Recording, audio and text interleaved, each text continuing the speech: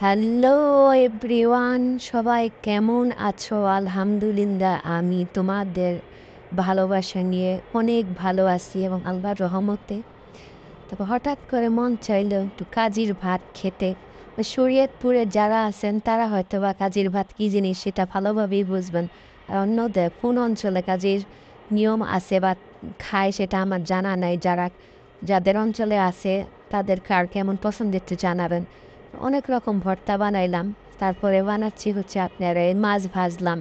কিন্তু বাইরে এত পদে ভর্তা বানাইছি, সাথে বোম্বাই মরিচ আছে, কিন্তু এই যে লাল যে একটা শুটকির ভর্তা, এই লাল শুটকির ভর্তা দিয়ে যদি আমি ভাত না খাই তাহলে ভাই আমার তৃপ্তি হয় না।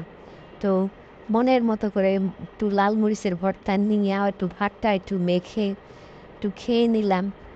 আলহামদুলিল্লাহ, অনেক মজা লাগছে এবং খেয়ে খুবই তৃপ্তি পেলাম। কারা কারা আমার মতো এরকম লাল মরিচের ভর্তা দিয়ে ভাত খেতে পছন্দ করেন জানাবেন। Thanks for watching.